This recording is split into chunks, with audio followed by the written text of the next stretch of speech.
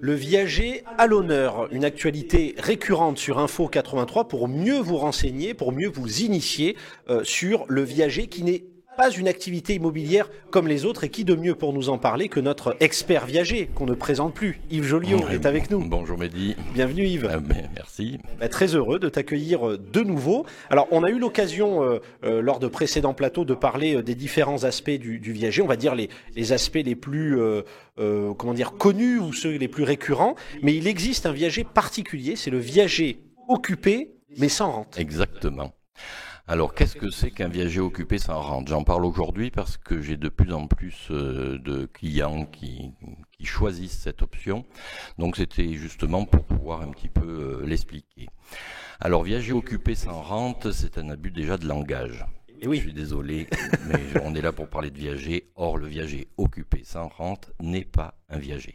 Oui, au sens, juridique du terme. Exactement. Le vrai sens juridique du terme, c'est une vente de nue propriété avec réserve du droit d'usage et d'habitation par le vendeur.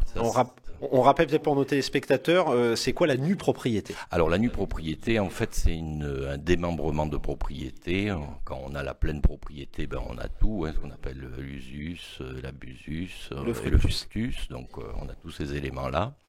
Dans le cadre d'un démembrement de propriété, vous avez donc la nue propriété qui va correspondre à l'abusus, c'est ce qui va être vendu par le vendeur.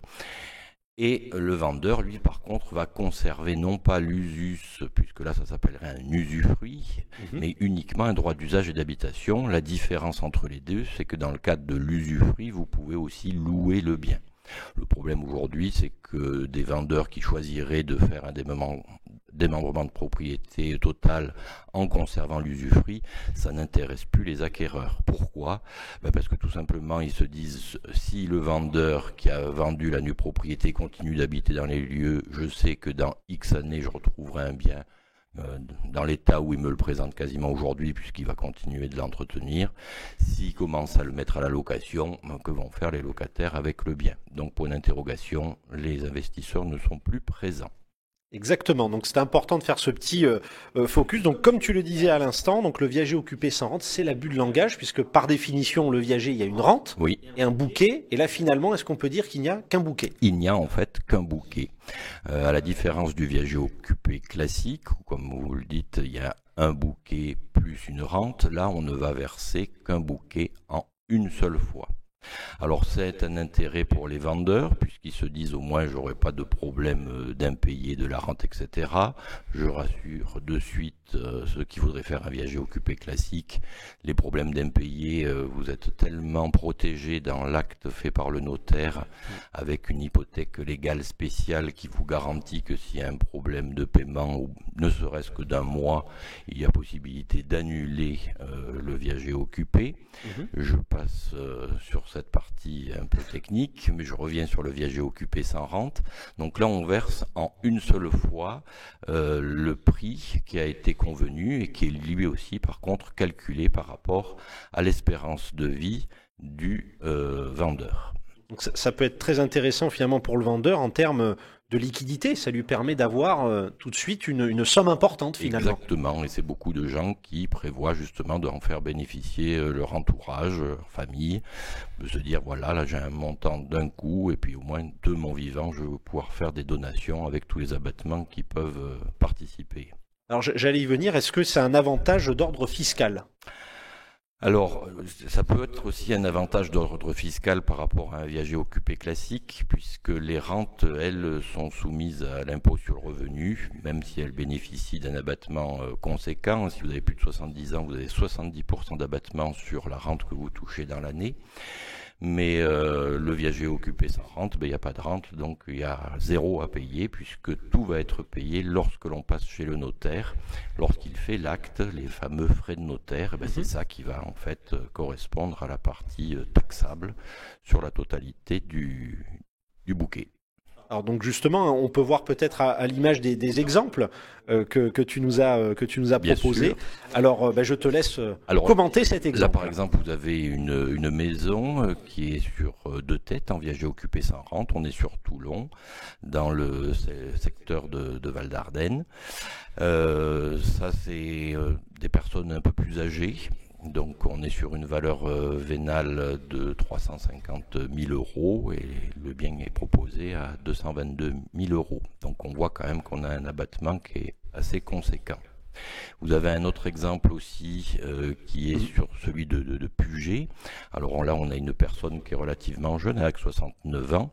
Par contre, là, vous avez une décote pour un bien de 450 000 euros qui est proposé à 246 000. Donc vous avez quasiment 45% de décote du fait que le droit d'usage et d'habitation de ce monsieur va être assez long.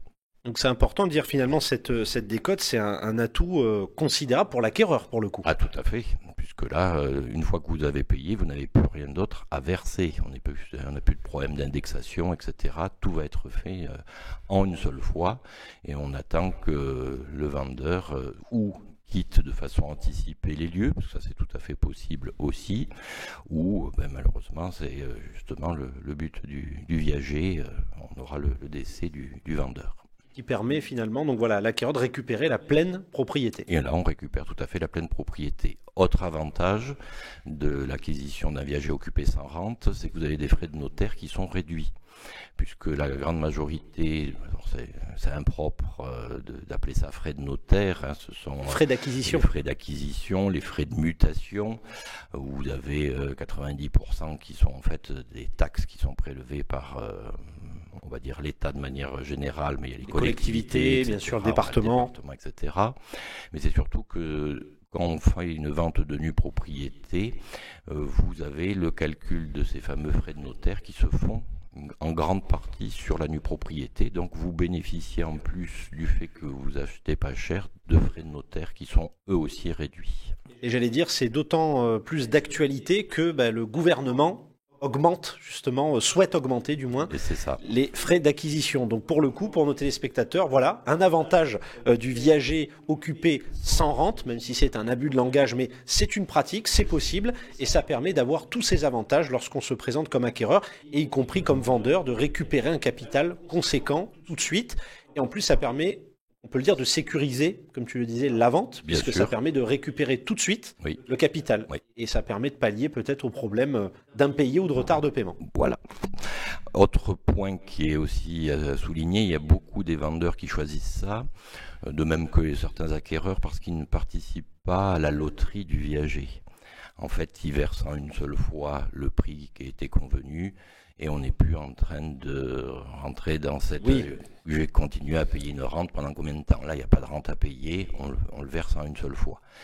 Autre point qui est important, là, cette fois-ci, pour les acquéreurs, c'est que la vente d'un viager occupé sans rente permet la prise d'hypothèque sur le bien. Donc, on peut être financé par une banque. On peut avoir un crédit pour pouvoir acheter un viager occupé sans rente. Et oui, comme on dit, c'est une condition, une sûreté qui permet justement d'avoir le volet prêt, finalement, bancaire. Tout à fait. Ah ben voilà, donc tout est dit. Et encore une fois, un grand merci à Yves Joliot, qui est notre expert viager. N'hésitez pas, vous avez vu chez Grèche Viager, nous on en est convaincus dans le Var. On a du talent, on a de l'expertise. La preuve avec Yves Joliot sur notre plateau. Merci beaucoup Yves. Merci de m'avoir reçu, Mehdi. À bientôt. Avec grand plaisir. À très bientôt, chers téléspectateurs, et merci pour votre fidélité.